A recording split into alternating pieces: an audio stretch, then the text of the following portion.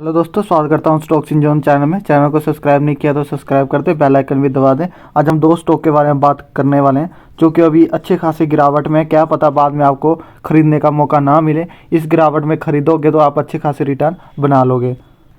तो first stock choose किया Info Edge Naukri.com। अगर हम इसकी गिरावट की बात करें 18-19% की गिरावट आराम से देखने को मिल जाएगी। मोटा मोटी आप अच्छे से देखोगे तो 20% तकरीबन देखने को मिल जाएगी।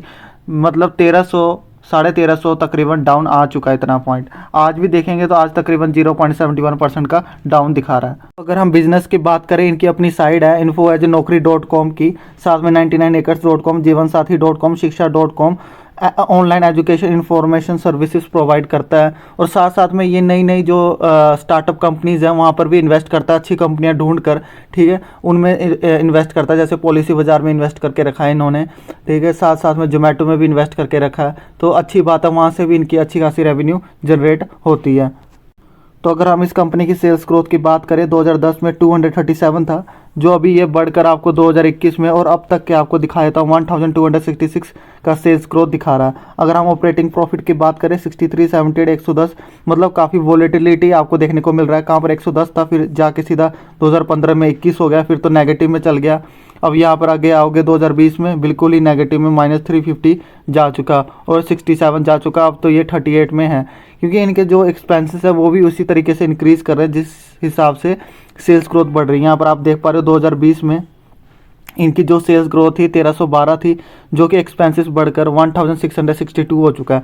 सेल्स ग्रोथ से ज़्यादा इनके जो एक्सपेंसेस है वो इंक्रीज़ कर रहे हैं, जिसकी वजह से इनके जो जो प्रॉफिट है वो नहीं निकल पा रहा है। अगर हम मैन्युफैक्चरिंग कॉस्ट देखें, मटेरियल कॉस्ट देखें, इसमें तो इतना कुछ खास लगता नहीं है। इसमें लगते हैं एम्प्लॉय कॉस्ट। एम्प्लॉय कॉस्ट आपको देखोगे यहाँ पर 51-45% तकरीबन लग रहा है। अदर कॉस्ट 78-40%, ठीक है, 78%, 50% इसमें यही लग रहा है, अदर कॉस्ट और एम्प्लॉय कॉस्ट, जिसकी वजह से एक्सपेंसेस ज़्यादा हो रहे हैं। और एक्सपेंसेस ज़्यादा हो रहे हैं और सेल्स ग्रोथ कम हो रही है, तो ऑपरेटिंग प्रॉफिट नहीं जनरेट कर पाएगा वो। अगर हम अदर इनकम की बात करें, अदर इनकम जोड़कर जो इनका जो नेट प्रॉफिट निकल के आता है वो अभी इस टाइम पर, पहले तो ऊपर खाप बढ़ा, इतना कुछ है नहीं, वॉलेटिलिटी काफ़ी ऊपर नीचे हो रही है। 136 के बाद -24, 512, 604, -238। बट इस साल अच्छी खासी ग्रोथ हुई है, क्योंकि यहाँ पर तो हमने देखा कि ऑपरेटिंग प्रॉफिट में तो इतना कुछ खास बढ़ोतरी नहीं हुई है, 38 करोड़ का ही था। बट अगर हम अदर इनकम देखें तो यहाँ पर अच्छी खासी इंक्रीज हुई है, 9669। तो अदर इनकम की वजह से यहाँ पर जो नेट प्रॉफिट है वो बढ़ता हुआ आपको देखने को मिलेगा। तो अगर हम इस कंपनी की बात करें, 2013 में इनके जो रिजर्व थे 499 था, जो कि अब बढ़कर इनके रिजर्व्स 19,205 करोड़ के हो चुके हैं। मतलब गजब के इनके पास रिजर्व्स है। और कर्जा तो बिल्कुल ना के बराबर लिया हुआ है 56 करोड़ का। एक तरीके से हम डेप्ट फ्री कंपनी भी बोल सकते हैं, क्योंकि इनके रिजर्व्स काफ़ी ज़्यादा हैं। तो अगर हम इस कंपनी की होल्डिंग की बात करें, प्रमोटर की होल्डिंग आपको देखने को मिल जाएगी 38.40।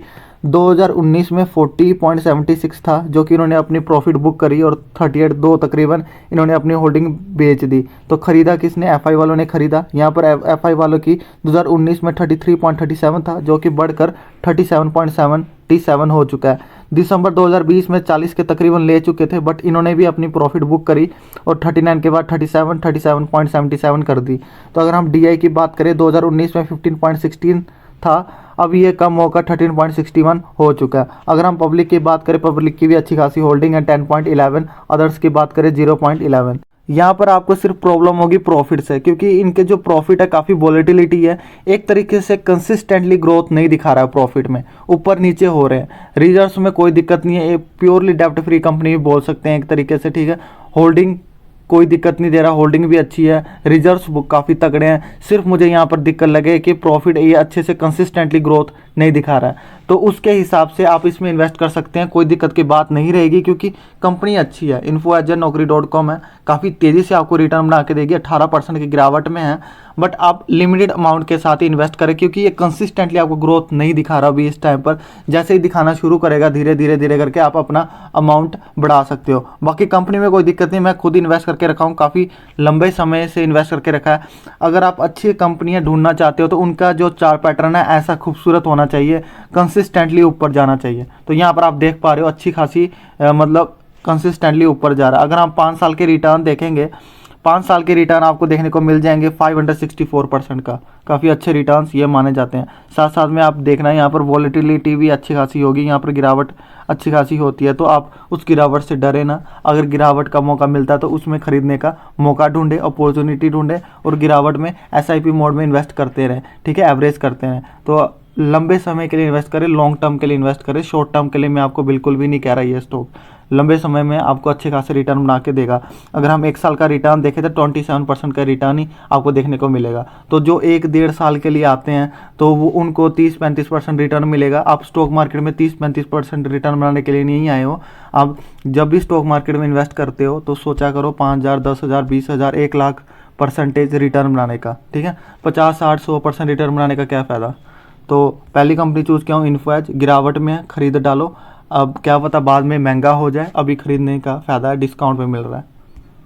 तो दूसरी कंपनी चूज़ किया हूँ, यहाँ पर आप देखोगे पहले इसकी सेल्स ग्रोथ दिखाता हूँ। 2010 से लेकर 2021 तक आपको कंसिस्टेंटली ग्रो होते हुए दिखेगी, मतलब कहीं आपको डीप देखने को नहीं मिलेगा, कंसिस्टेंटली आपको ग्रोथ देखने को मिल रही है, ठीक है। अब ये बढ़कर 7,653 हो चुका है, मतलब एक कंसिस्टेंटली ग्रोथ आपको देखने को मिलेगी इसमें।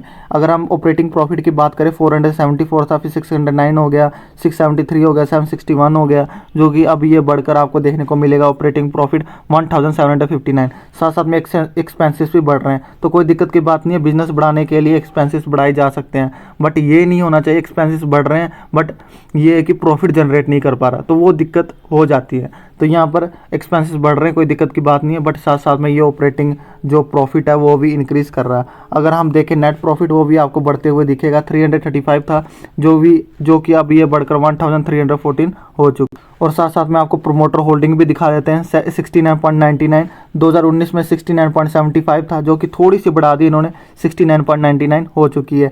FI वालों ने पहले 11.71 था, अभी भी 11.78, थोड़ा सा इंक्रीज़ किया है। जून 2021 में 12 तकरीबन ले गए थे, बट थोड़ा सा डिक्रीज़ कर दिया, कोई दिक्कत की बात नहीं है। अगर हम DI की बात करें, अच्छी खासी होल्डिंग DI की है, 7.29, गवर्नमेंट ने उठा के नहीं रखा हुआ कुछ भी। अगर हम पब्लिक की बात करें 10.94% की होल्डिंग है।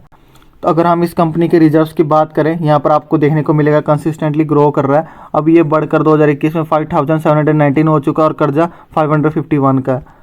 तो जिस कंपनी के बारे में बात कर रहा था, पीडीलाइट इंडस्ट्री, केमिकल सेक्टर की लीडर कंपनी है दोस्तों। अगर हम इसकी गिरावट की बात करें, 1 महीने में 6% तकरीबन की गिरावट दिखा रहा है। ऑल ओवर आपको गिरावट दिखा देते हैं, 9 तकरीबन 10% की गिरावट ऑल ओवर लगा लो, आपको इतना देखने को मिल जाएगी। मोटा माटी आप 10% तकरीबन गिरावट देखने को मिल जाएगी, तो अच्छा चांस है। वैसे भी ये लो बीटा वाले स्टॉक है, बहुत मुश्किल से गिरते हैं दोस्तों, 9-10% कभी कभी गिरता है। ये आप इसका लॉन्ग चार्ट पैटर्न भी देखोगे, आपको ये देखो क्या खूबसूरत है, मतलब कंसिस्टेंटली ऊपर जा रहा है। इतना भारी डिप आपको देखने को नहीं मिल रहा। रिटर्न्स आपको बेशक थोड़ा धीरे धीरे करके बना के देंगे, बट आपको इतनी डुबाएंगे नहीं, मतलब आपका पैसा कभी नहीं डूब सकता इन कंपनियों में। अगर हम 5 साल के रिटर्न देखेंगे 250% के रिटर्न है।